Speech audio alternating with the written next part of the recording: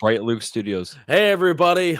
Welcome back. This is a big day for all of us. We just saw 28 years later, Alex Garland and Danny Boyle. They're back. They brought the action to the big screen. I love Alex Garland's work. I've enjoyed a lot of his stuff. I've never seen Men.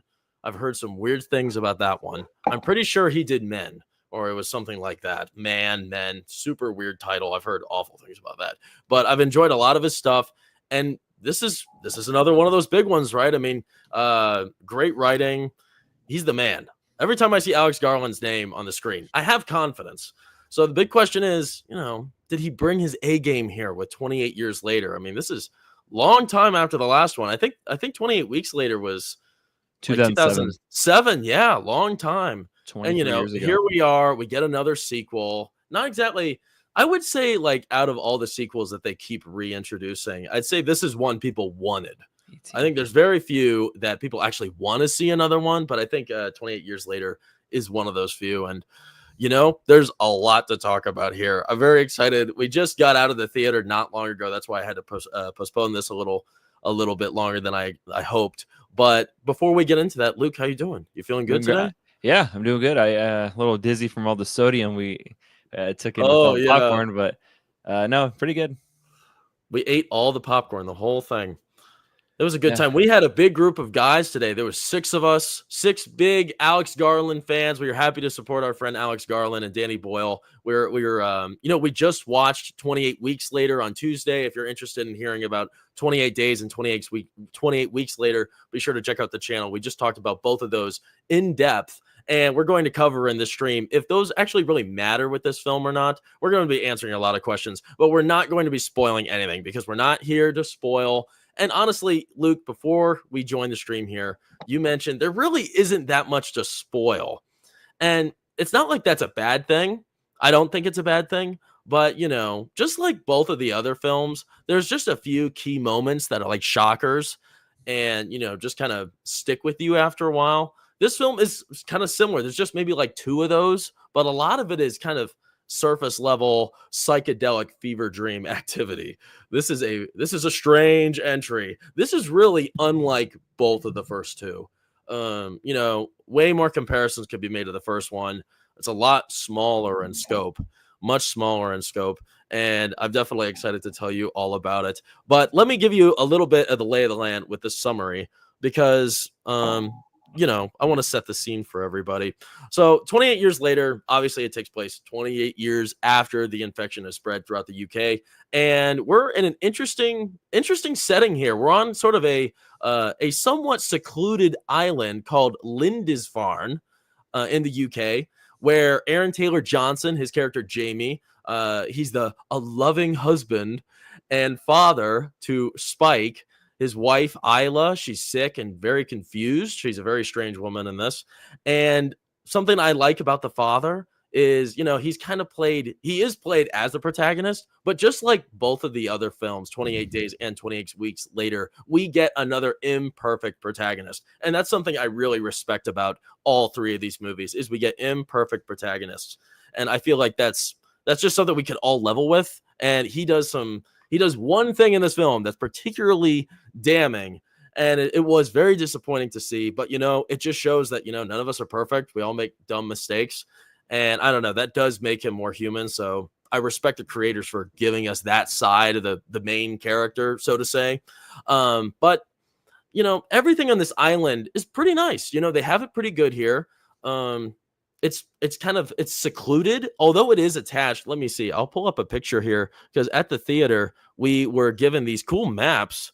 This was sort of like a little take home. And on the other side of the map, it's a poster of 28 years later. So if you take a look here, not very much of the film actually focuses on this island, but this is sort of home base. It has pretty much everything these guys need. It's a small population, kind of a tiny city there.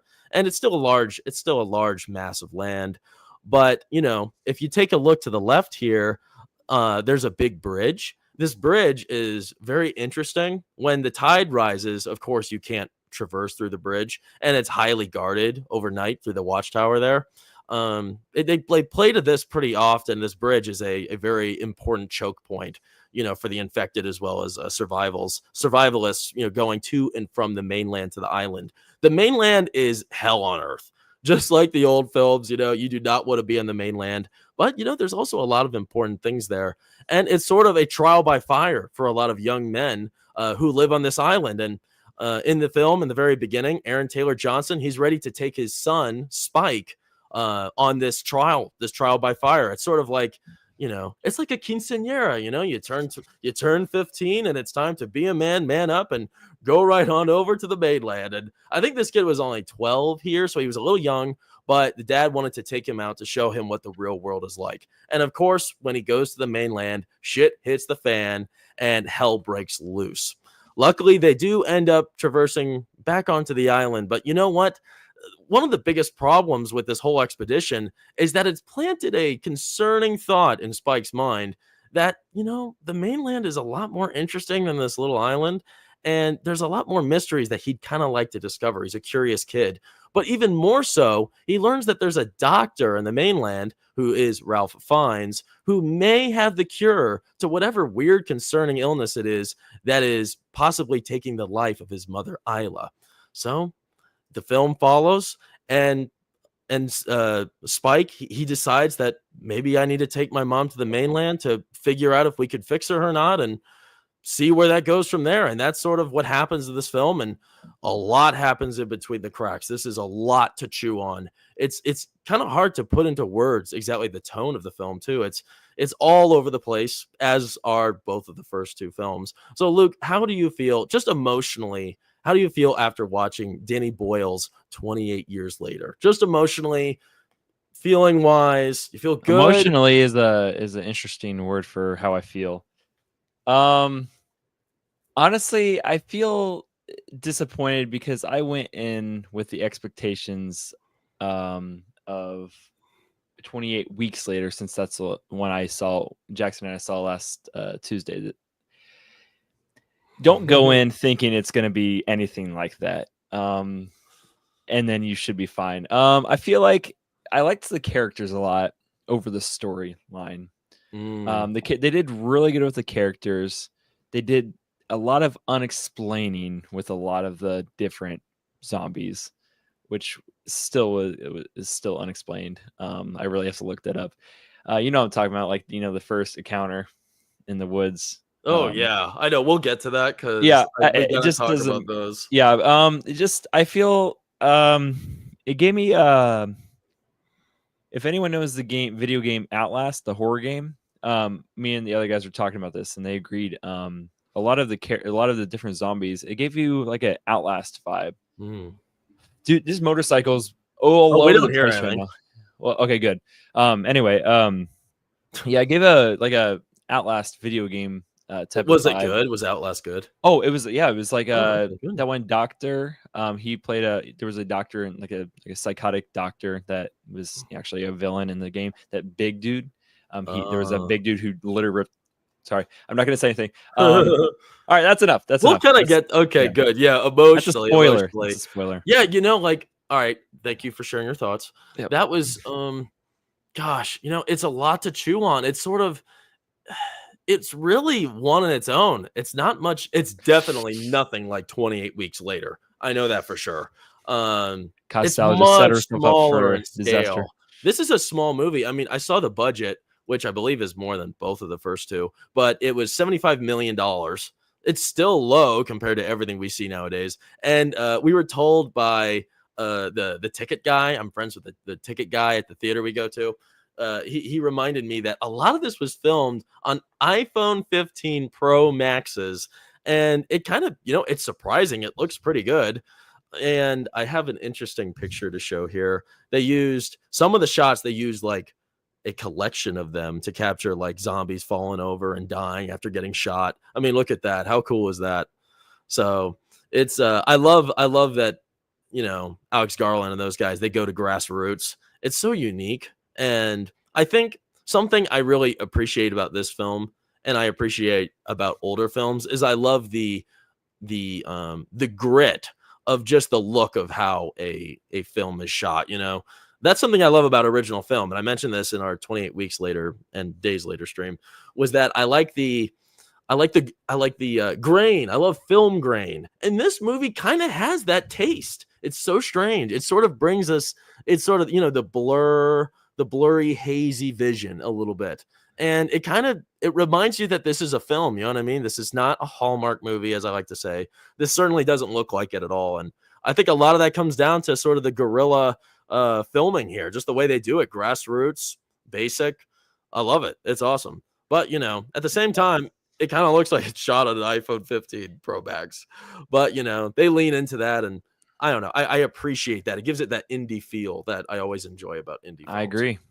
Yeah. I mean, it makes you appreciate like the amount of work they put in these movies, like to make them, cinematic, and like this shows.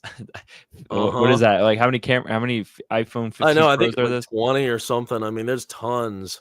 So cool. Yeah, I love that. I love just ingenuity, right? And trying new things. That's so Yeah. cool. Something else about this. So when we saw this movie, like I said, I'm friends with the ticket guy at the front desk, and he told me he really didn't have a feeling about the film. He got to watch it yesterday. He works at the theater, and he said that it was a psychedelic fever dream. And he said he wasn't like disappointed. He didn't love it. He didn't hate it, but it was like a shock to the system. And I kind of feel that way too. Like I'm sitting here, we just watched it about, almost an hour ago. And I just don't, it's so strange. It's like hazy vision. It's a fever dream. You just woke up from that weird sick dream and you can't really, like, am I here right now? Are we here? Are we streaming right now? Or am I still in that film? Am I in this world? It is very immersive, very engrossing. And that's something to respect about 28 years later. And you know what? Something I loved about this also was that it's just original. I can't pull anything from any other movies I've seen that this copies from. It does not continue the storyline either. I mean, this is really a brand new entry into the series, and we're going to get further down. We're going to talk about that a little later. I want to get into the characters for a minute, because the characters, like you said, that's one of the highlights of the film. Before I do, let's say hi to the chat, though. Thank you all for joining us here tonight. We appreciate you. We'd also appreciate if you gave us a thumbs up and subscribe to the channel. I'd really appreciate it. Proctophile, what's up, guys? How are we doing tonight? We're doing good, man. We had a good time. I hope you watched 28 years later. I know a lot of people are eager about this one, including us. We were very excited. I'm so glad we got to see it today. Speaking of Alex Garland, I still need to go watch Devs. I don't know what that is. Interesting layout. Yeah, I don't know. I haven't seen everything he's done. He hasn't done that many films, so yeah, maybe I need to check that out too. Proctophile. Okay, son, put on your dress and take this promise ring. We're gonna go hunt some zombies. Yeah, the quinceañera, right? Oh gosh. Oh, Cass really likes 28 Weeks Later. She says it's the best movie of the movies. Wow. You know what? Good for her for watching 28 Days Later, Luke. Yeah. You still need to watch 28 Days Later. I know. That's why, if you watched that one, then you'd probably feel differently about this, because this one, it's tonally, it's very similar. Very similar. I mean, that second one is not much like the others, like this. Not at all. I mean, that's sort of like a military action film. That's not like this. This really isn't that action packed. I mean, and it's not really scary either. I don't think I was scared a single time watching this, but it's good. It's good suspense. It's a thrill. It's dramatic.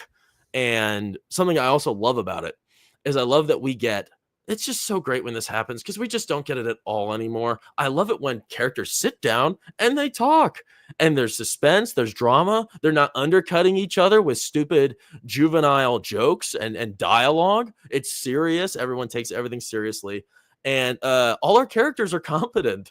They're competent. They're not a bunch of bumbling idiots. And like I said earlier, Aaron Taylor Johnson, he is not a perfect protagonist. None of these characters are. The good guys really aren't that good. And everyone has flaws, just like anybody else. So, I mean, you immediately feel attached to them. You feel like they're human, because they certainly did feel like that. Even the antagonists and the zombies, too. The zombies are super freaky in this. So stay tuned. We're going to talk about that without spoiling anything. But they do some interesting things with that I certainly did not expect. And I guess if you looked into it a little bit beforehand, they advertised it a bit, but I never noticed. But let's talk about the main characters here because, like you said, Luke, you loved the main characters. Let's start with Aaron Taylor Johnson. So yeah, here's the dad, Jamie. He is, he's kind of the main lead, but he's sort of sidelined about, I don't know, maybe 2/5 of the way through the film. That was kind of disappointing. But he's a stoic, strong male survivalist, and he's set on preparing his family for the absolute worst. He takes his son into the woods here, into the wild, and he knows the dangers that are lurking, and it's bad. It's bad, and what happens to them there is horrifying and disturbing. And that's when we get an entrance into just how sick and polluted and evolved these zombie infected things are. And that's when the fun starts to begin, exploring their anatomy and their personalities. Do you have anything you want to say about his character before we move on to the next? Like you said, I was kind of disappointed that they sidelined him, but Brown Eyes, you're gonna have to see the movie. Brown Eyes, you're gonna have to watch it.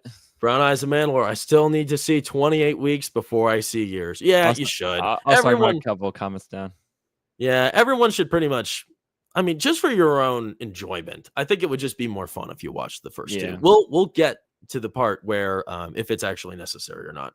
Yeah. But yeah, that was really one of the biggest disappointments was we did not get enough of him. I mean, they give him star. He was cool right off the bat.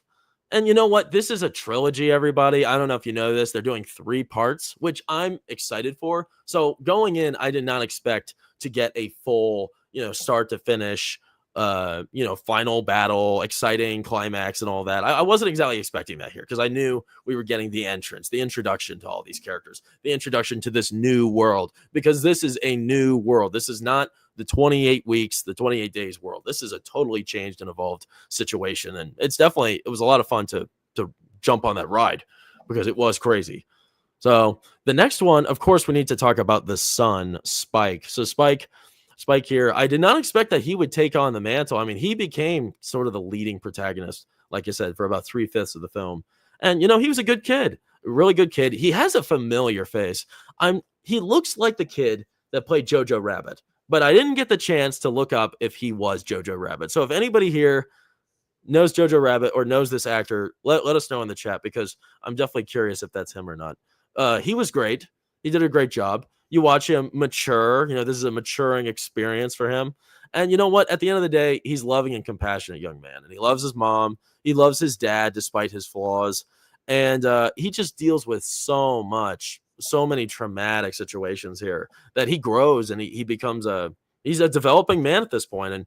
And he accepts risks at no matter what the level is, because I mean, the risks just keep growing, yet he continues further in this film. And he really becomes an adult. For the better. I mean, yeah. He's a kid. What do you have to say, Luke? Yeah. I mean, it's impressive. I mean, he does go through a lot. I mean, his mother and father, those personal issues, and then just learning to survive on his own from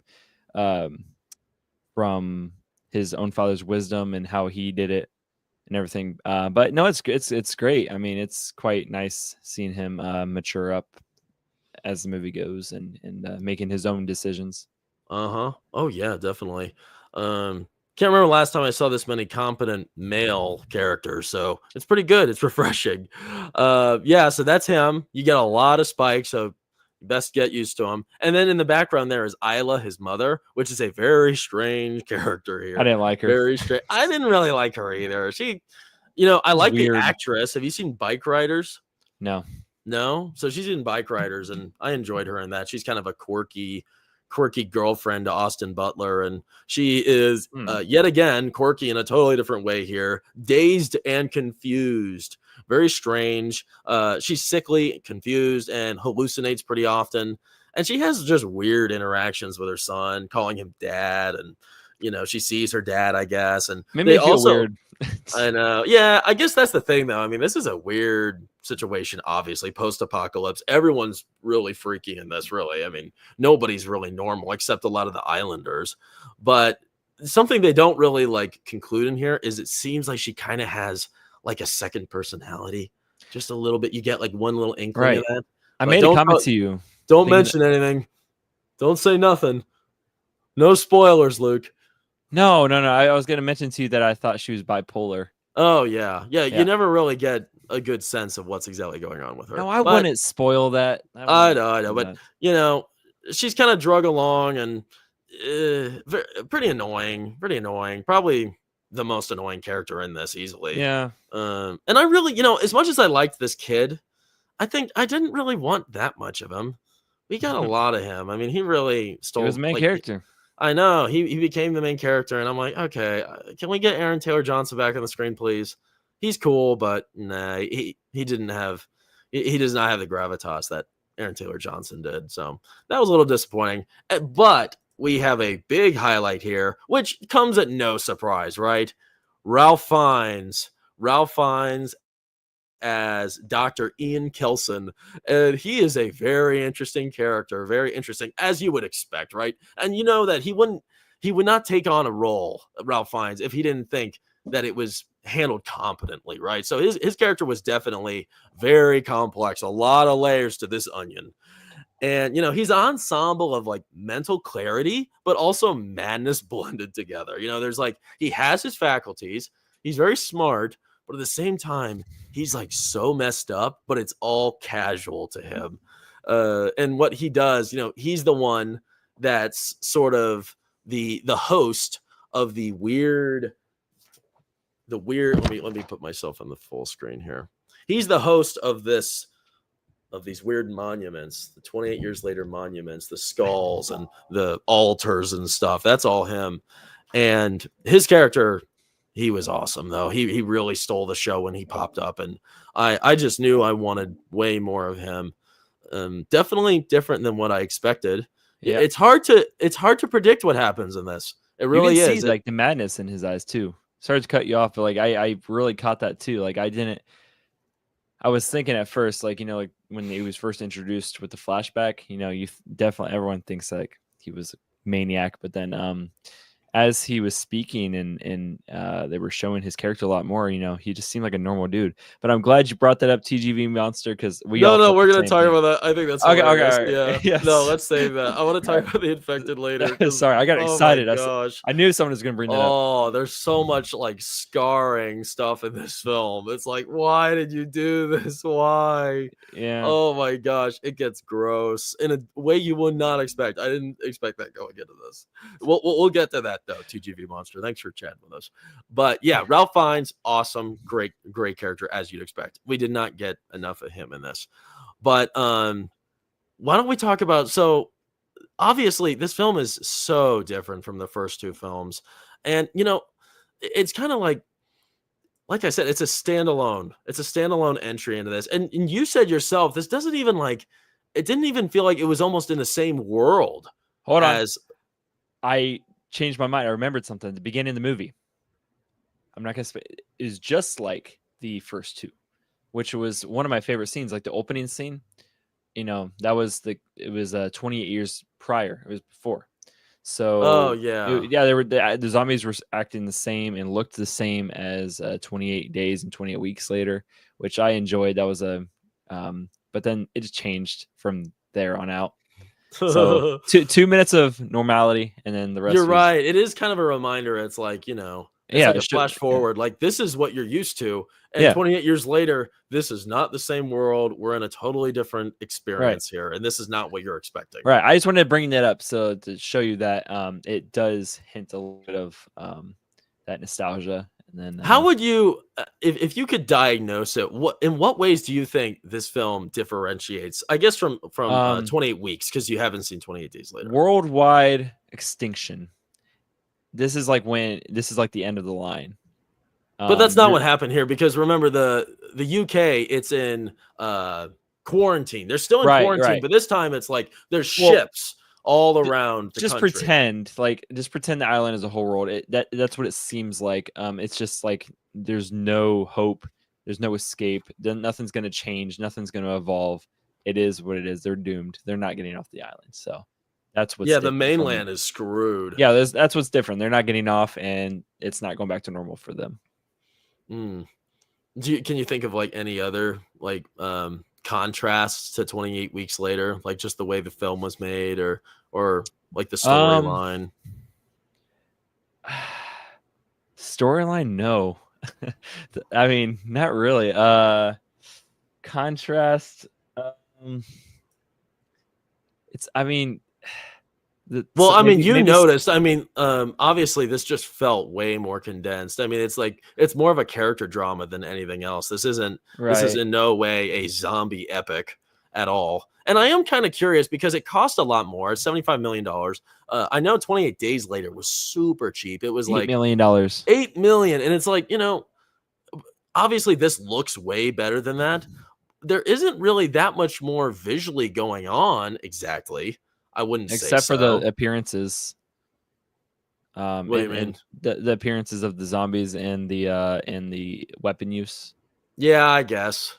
I don't It's know. it's It's still nowhere near like the second one. I think the second one was like World War Z esque. like I wanted more But military, Like I know we had hints of that, but I wanted more like the military and more of the force instead of like, bow and arrows and yeah, well, yeah. So I mean, that's something that was also kind of compelling about this was there's a big medieval angle to everything. We get mhm. weird, like how I remember that. Danny Boyle and Alex Garland, they like to give you weird, like they flash you with really strange, shocking, vibrant imagery with buzzing and Yeah, vibrating medieval noises days, and yeah. shocking, yeah, just shock to your senses. I love that. I love the mixing they do, the audio mixing and the visual mixing. But yeah, we get a lot of like this island is sort of like a medieval like kingdom of its own. They're using ballistas. They got big wooden walls.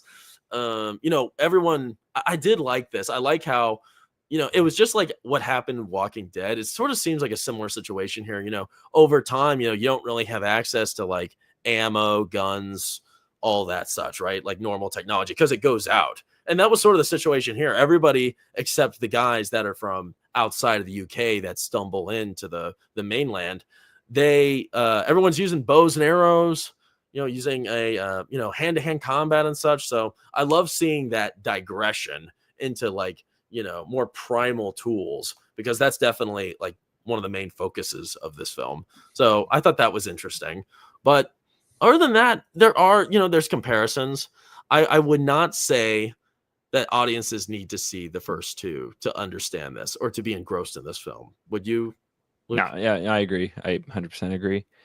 I mean, it's like I was telling you, I don't think it really, no offense, like it sounds messed up, but I know it's a reboot. I don't think it deserves entirely the 28 days. I Oh don't think I think man. it deserves to be, Oh, change it up a that's little bit. brutal. Change it up a little bit. I mean, make it you can make it derivative. It's just change it up a little bit because it's not what you would think. Man, that's a big thing to say, man. Like no offense, obviously, to like all that. It's just I don't know. It just doesn't make sense to me. I'm excited to hear your final conclusion at the end of the stream, giving us your recommendation or not, because you have definitely some mixed Like responses. if it makes sense, this is I think this is a good comparison. Like you have the Planet of the Apes where there's a bunch of humans, and then you go to Kingdom of the Planet of Apes. Think that. Mm, It's like one way, like a whole different thing, that and is then true. you move to like Mm, where it's completely different. that's a good comparison. It did kind of feel like that, but it wasn't that far off. I wouldn't say it was that In a far way, off. like That's a obviously huge difference. not 300 years later like it was, but Uh it was huh. like it just the just the quality of it and just the vibes and the setting. Mm. Yeah. Yeah, I wouldn't say you have to watch the first two, but I think you'll enjoy it more if you did. I think it's like, respect the past. That's definitely the case here. You're really going to enjoy 28 Days Later. You might Yeah. like 28 Weeks Later, even though a lot of people dog on it. But yeah, barely any, very few comparisons made with this. Feels like it's very own title, which I respect. I like that. Original trilogy, and then you get the prequels and Star Wars. Very Right. different, but it's the same Mhm. universe. You're not So gonna beat the original. no, it definitely is not better than the original. I definitely want to hear your ranking of the films later on. But Luke, what do you think stood out to you and shocked you about this film more than anything else? Um, Because there's some shocking stuff, and we're not spoiling anything, but we're just talking broadly about shockers. uh, some of the kill counts. Would you mind mentioning that character first before I get into that? What are you talking about? Ralph Fiennes? No, Alpha. Okay, all right, yeah. Well, that was going to be one of my points. So yeah, the That's what biggest shocked me. thing, really, the primary change in this whole film, the biggest difference is that we have these infected hybrid zombie mutations, and I have a couple pictures here. Yeah, and they sort of like, 28 years is a long time, and they kind of evolve and they got smarter and they become almost like cavemen, wolf pack, just the way they operate now. And there's this whole like strand of infected that are literally like, either like primal cavemen, or you could call them like wolves or something. They all are led by an alpha, the alpha male. And he is, oh my gosh, I think we see maybe like three of them, and they are disgusting. They are giant, and they have the biggest dongs in the world. It is, You're the welcome, TGV Monster. where's TGV Monster? He said somewhere. Yep, those alpha infected have some big sausages. Those were Italian sausages. Oh But my anyway, gosh. keep in mind that there are multiple of these guys, because I was under the impression that there was only one. But keep in mind that there are multiple. It maybe might I don't know, do something else for you for your experience. Oh yeah, it is kind of. They all look the same. Like every single one of these we saw, they all look like this dude right here, and they're giant. I mean, these guys are like probably like 7 feet tall, probably 360 pounds, like actually giant. And the worst part is all these infected people we see, they're all naked. All of them are naked, especially these primal ones. And it was horrifying Alpha looking males. at them, the women and the dudes. I wonder how tall they were. Well, I don't think all of them were that big. No, I think like the so. alpha Yeah, the males. alpha's giant, and then the other ones are like normal, but they're gross and they're naked and running around, and you see a lot, and it's like, why'd you do this to us, Danny Boyle? Why'd you do this, Alex Garland? We did not need to see that. That was like, I had a hard time eating popcorn with that on. It's nonstop the whole time. I've never seen that many in my life. I hope I never do again. And it's it's a lot to take in, but it's not just those. So you have those weird infected, but you also have these really gross fat slow crawlers that eat worms. They don't explain anything about this. There's no explanation. I like the variations. I'm into it. I think it's cool. But what are these? Yeah, why would they mutate like how this? How long have they lived? Why are they eating worms and not anything else? Maybe these are like the original infected, and they like survive. They like evolved or like grew to survive by feasting on worms and like ground dwelling things. But one of them had like a baby face. Because look, they're all like, I guess they walked slowly or they crawled, but they couldn't really see very well. I don't know. I think they're kind of like moles. It was interesting, but they were gross. That was so strange when they first showed up. It's like, is this just a one-off? But nope. We get quite a few of these fat, belly crawling, bald, ugly zombie people. They are fun. They're fun. Something also interesting about the alpha dude. So they're obviously giant, fat, and everything else that's awful and gross about them. But they pretty much are like they do the predator thing where they do this to somebody, with the head and their spine, and crazy. That was freaky. You see this happen a few times. Nobody's eyes get gouged out in this. I was kind of surprised. We had quite a few gougings. That's what I was looking forward to. Yeah, that was the highlight, right? Like, no, you missed it. No, yeah. Instead, people's heads get taken off like this. It's definitely freaky when the alpha dudes start doing that. But yeah, I guess they sort of spoiled this in this poster. I never saw this before. But yeah, the infected were definitely a shocking entry. I definitely enjoyed watching them take the stage. And yeah, the variations just make it fun. It became more like Walking Dead to me that way. We also, you and me kind of like we bounced on if this is a spoiler or not, but I don't think anybody cares. We see a zombie woman give birth, and it's pretty disgusting. It's pretty disgusting. And during that time when she's giving birth, she has a human interaction with the mom, Isla, where they're like cool with each other and they hold hands because she's in a lot of pain, and she gives birth, and the baby is it's a human. It's not a zombie, as we know. We don't think it's a zombie yet. But very strange. I like that. I like seeing a further exploration of these the infected anatomy.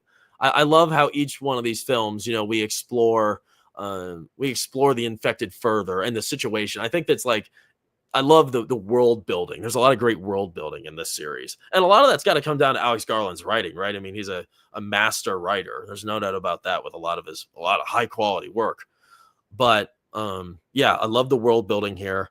And, like the second one, 28 weeks later, a lot of that we see formed with like unraveling the insanity factor of these infected and just discovering how they're actually just like truly adrenaline hate-filled beasts more than like a zombie. And in this one, I guess that was sort of one of the focuses for the infected. And then also just maybe building the world of a higher intelligent species of infected. I guess it's not really that. It's not as direct. It's not one simple solution here in this. So that's part of the fun. But what do you think were the film's biggest missed opportunities, Luke? Because there were some, there was a few mistakes here that I think it would have been nice if they added something here, or maybe we continued something from a previous film. What do you think? They definitely missed an opportunity with the father. Many opportunities with him. They like we said, they cut him out pretty early. He could have done a lot in this movie to make it a lot bigger, I'd say. I feel like we could have had a lot more potential with Ralph Fiennes, his character. I don't know. I thought he was quite interesting. I wish we had we're going to get a lot more. I think it's like, this is just the first serving, and I think we have to give it some grace for that. He's still alive. He's still healthy in the movie. I feel like I like to have seen a lot more scenes with the Alpha. I don't know. I was a big fan I did not want to see that thing anymore. They could have went waist up. But that's something I love about Where Is It? I like this shot here of Aaron Taylor Johnson. He's running, and you see there's the zombie right behind him. It's like, look at what he's covering perfectly with his left hand, because that's showing right there. It's dangling down there. So yeah, clever cinematography there. Yeah, but also that Navy guy.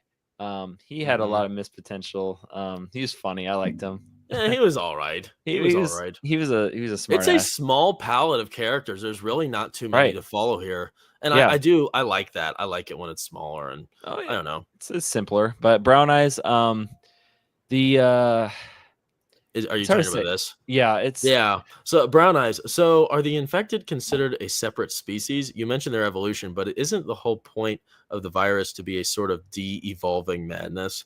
Yeah, right. I don't know. They don't explain it.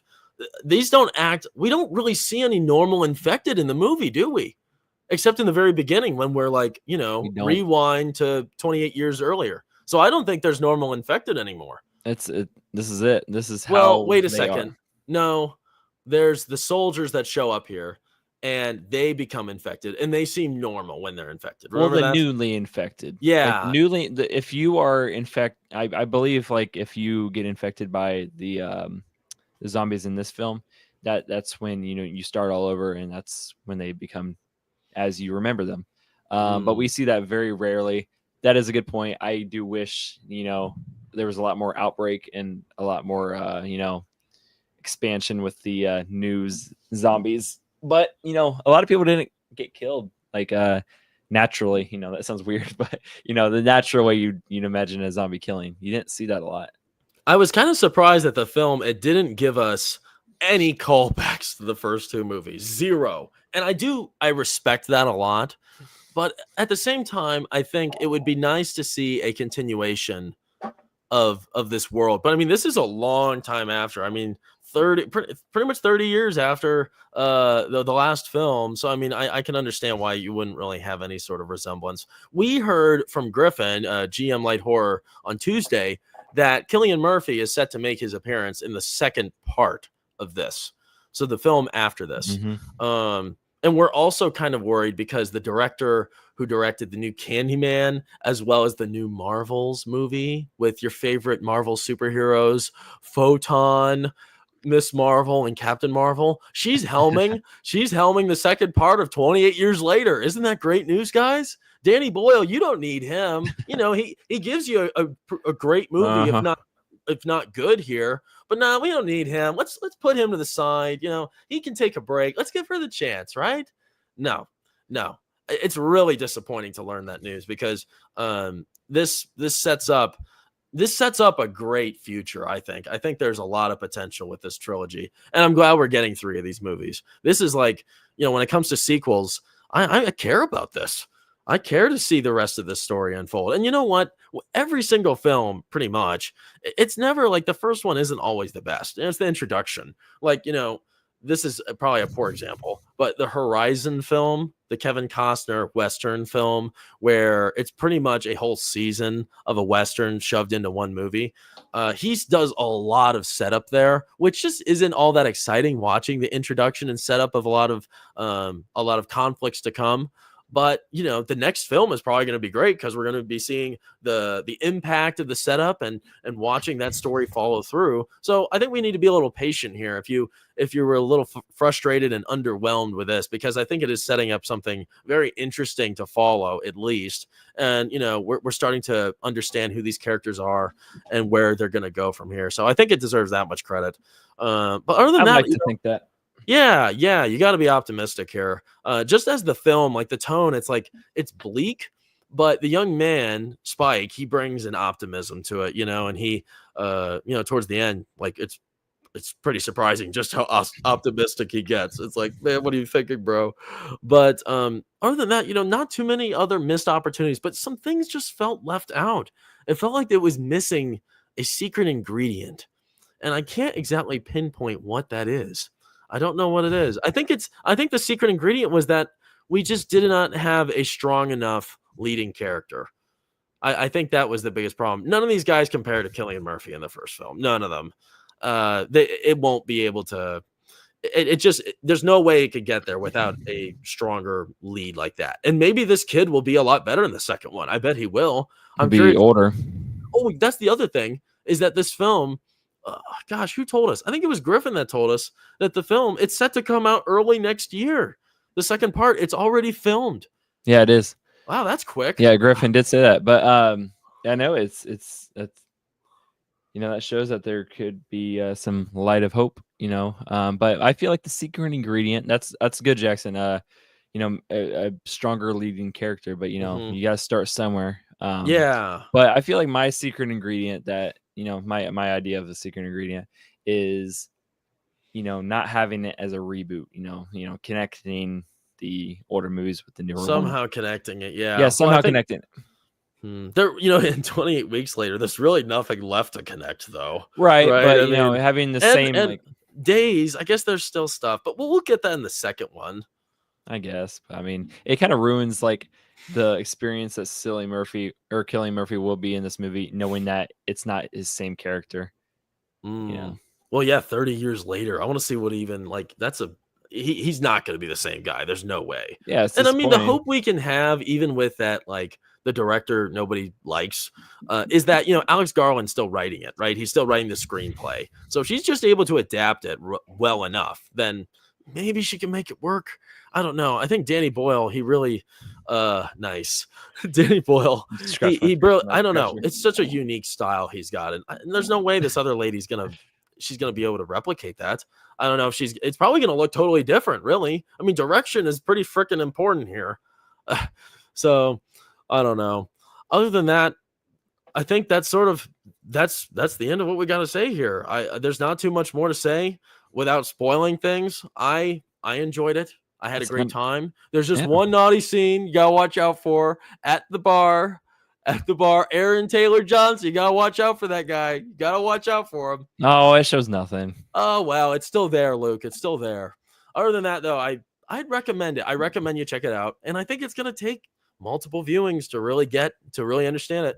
And I think it's good enough to watch again. I'd check it out again, but there's so many other things coming out. I'm not really too interested in seeing it anytime soon. So not all that hyped. Probably give it an 8 out of 10. Probably an 8 out of 10. Yeah. And that's still high. I liked it. I still liked it a lot. But, the hype value right now isn't all that high. I need to let it ruminate a little more. What about you, Luke?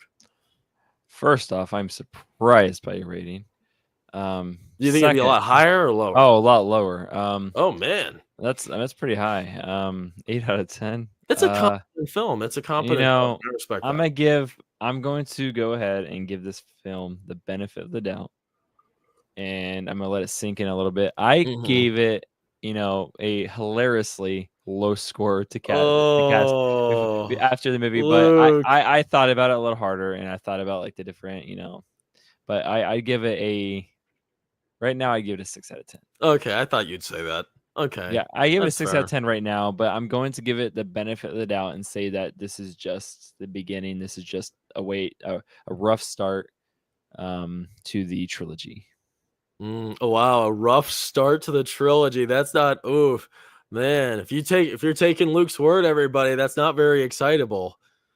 Well, rough start. You gotta it's gotta get rough before it gets better, Yeah, I guess. That's what I mean. Sort of. Sometimes it's like the first few episodes of a series, it's like it's hard to get into it.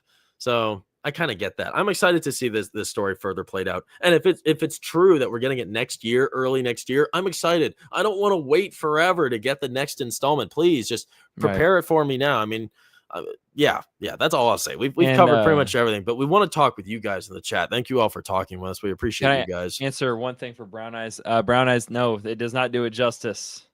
Here, we'll get to that. Okay. Cynthia Clute. Hi, Luke. Hey, Cynthia. Oh, your friend Cynthia. Nice. It's good to see you, Brown Eyes. Thanks for being here. You're not Brown Eyes anymore, though. Your logo is a green clone trooper. So maybe that's your own custom clone. I don't know. Switching it up. You're not the Mandalorian. Oh gosh, I think you were talking to each other there. TGV Monster, what's up, man? I liked it. It's really good. All right, TGV Monster. He had a good time. And I guess, yeah, he had a good time. We need Aaron Taylor Johnson as the new Bond. Yeah, I guess you have that new dude, and it's like, I don't know. I'm not a big Bond guy, or I haven't seen the film, so I need to watch them, so then I can give some commentary. Yep, Brown Eyes is wondering, is there any Cillian Murphy? Is he there, Luke? Did you see him? No, I don't think so. It might have been when I was blinking. This was also, I'm glad he brought this up because this reminds me, we didn't get barely any of this, dude. That's why I said it didn't do justice, because that was one of the biggest controversies in the trailer is that Cillian Murphy. And then it literally showed him. It was so anticlimactic. He died. He showed up for a second and then died right after. There was nothing about it. I liked the hype, but this guy, he's there for like 15 seconds and he's killed. That was that was disappointing. I thought maybe he'd be a recognizable zombie to appear a few times, but no, that was sad. I wish we got more of him. That was disappointing. I love the image. I mean, this is the iconic shot of this film is this dude. I mean, he's been peppered all over the place. All the conversation has been around this shot and this zombie. He's the luckiest background character alive, really. I mean, people will meet him just for this. So I don't know. Let's see. It looks like Brown Eyes here. Oh, yeah. He's talking about the Devs. Oh, Practifile. Practifile is talking about Devs, is the Alex Garland show. Devs is a show by Alex Garland about the development of a supercomputer capable of solving any problem, predicting any outcome, etc. Okay. He has a pretty good understanding of science fiction, so that'd be cool. Nice, man. Yes, he says, so I'm guessing he shows up at the end. No, he doesn't show up at the end. We didn't stay for the end credits scene. I don't think it didn't seem like there was going to be one. I mean, I don't think these guys are shallow enough to just do a stupid end credit scene. Yeah, it definitely wasn't a post credit. There might have been an end credit. I doubt it, but I'll look it up. Cassie Clute, review The Punisher. Oh, maybe. I don't know. Do it. I'm so stale with Marvel. I don't care what it is. Like, Proctophile doesn't want to spoil anything, but the characters are forced to face some very hard truths that are confirmed by the computer. Very heady, existential stuff. So right up my alley. All right, good. I thought you were talking about this for a second. I'm like, that does not sound like 28 years later. TGV Monster. I like this movie. I like that this movie has locations and not just in front of a green screen. Yeah, I'm so curious to know what was like CGI or not here. It didn't feel like anything was. Everything looked so practical and real. That was respectable. Yeah. That was respectable. Good call out, TGV Monster. Yep. And then reminder, the Alpha had giant sausages. Yep. Oh, gosh. Proctophile. That's good to hear. The bone monuments are easily the most far-fetched part of the trailer, and I was worried that they wouldn't be adequately explained. It was very well explained, and I don't really want to spoil what that is, but that was probably the most interesting segment of the entire film once Ralph Fiennes showed up. And you don't really know what his deal is exactly. He's still kind of like up in the air, yet to be discovered. Okay, this Proctophile is also talking about the pregnant zombies. I've heard of comics with stuff like pregnant zombie nuns, but those are just jokes. This could be a lot cooler. Yeah, it was really gross. Oh gosh, we don't have to see everything in the world, Alex Garland? You know, we don't have to see these things. Oh gosh.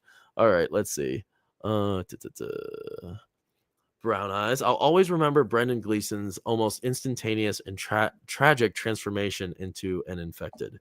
Gosh, which one's Brendan Gleeson? Oh, that's Frank, I think. Oh. I think that's Frank. Yeah, that sucked, man. That was rough.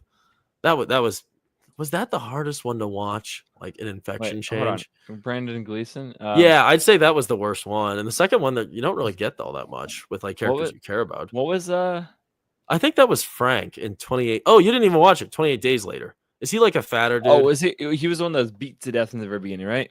With by that one main chick. We're talking about the first film. Yeah, I was watching a little bit of it. Oh no. That guy was kind of irrelevant. Like, it didn't seem like he was going to be. Brown eyes. Is that a shortcoming with the movie? The fact that it leads into a larger franchise without handling on its own. Yeah, I know, right? Is that a shortcoming of the film? I guess it kind of is, but at the same time, it stands alone. It's a standalone film, but it's not. If you just look at it as a standalone, it's more disappointing, and that's why I gave it an 8, really. But I'm optimistic, and I'm factoring in that this is setting up something pretty exciting. Yeah, Brown Eye says Cillian Murphy. Yeah, I love that, the way you call him Cillian. Oh yeah. I saw that. I didn't get it, but now I do. My mistake. Okay, so Brown Eyes is telling us. He says that's a drawing I did. It's actually based on Kilgore from Apocalypse Now. Yes, Brown Eyes. Yes, I love Apocalypse Now. I have you and your on my post section on my channel. If you want to see it, if you want to check out his drawing, go to Brown Eyes of Mandalore. He does kind of have a Kilgore vibe when I look at him. I wonder what it is about him. Maybe, yeah, I don't know. I can't put my finger on it. The goggles kind of helps, but nice, man. I like that. Nice. All right, guys. I think that's pretty much it for us. I recommend 28 Years Later. Luke sounds like he doesn't really recommend it. Is that true? You're not recommending this film? No. I mean, go and see it. I mean, it's a new release. It's it's you have to watch 28 Years Later after watching 20 days and 28 weeks. Mm-hmm. Yeah, go out and see it. I just have different opinions about zombie movies, and just in it. It's still a different take, and you know what? It reinvented itself, and I respect that. It's not like the other two. It's something new. It's something fresh. So go in with that understanding. You'll enjoy it. But thank you guys for watching the stream and joining us in the chat. Leave a comment below if you have your thoughts about 28 Years Later that maybe we didn't cover. I'd love to hear from everybody and talk to you all in the comments below. And if you liked what we had to say today, please make sure to leave a thumbs up, subscribe to the channel, check out Luke's channel. He's not all that active, but he's a great friend to Box Office Brawler. We love having him on. He goes and watches all the new releases. pretty much. He makes a good effort, so we Give appreciate this him. stream a like if I should start my own movie review. Ooh, there you go. I've been thinking about it, and you know, I'm a lot more open to it now, obviously, and I'm very. You're watching a lot of films. We go and see everything. Really, we see I would a love lot. to, with the support of all of your guys and you. That'd be awesome. I would love to do it. Yeah, great. Yeah. All right, guys, hype him up. Leave a thumbs up. Subscribe to his channel. Stay tuned for his work. We need as well. At least 500,000 or 500,000 likes. We need 500,000 likes. 500,000. That'd be great. Yeah. But thank you all for watching. We really appreciate you guys. Something very exciting is coming up. If you caught me on Critical Drinkers Open Bar, what was that? Last Thursday, I had a great time. Real pleasure to be on. I always appreciate it when he invites me on. It's a true blessing. Love the panel I'm with.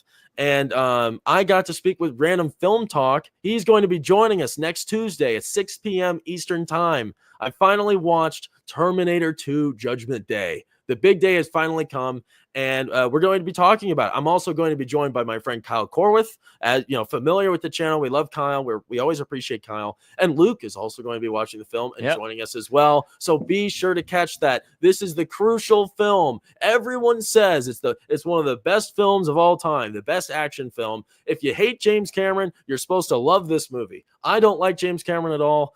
I didn't, honestly. I got a lot to say about even the first one, but stay tuned. Check us out next Tuesday. It's not at 10 p.m. Eastern Time for Gen Z Reviews. We're starting at 6 p.m., so mark your calendars. It's going to be a big day, but at the end of the day, we appreciate you guys.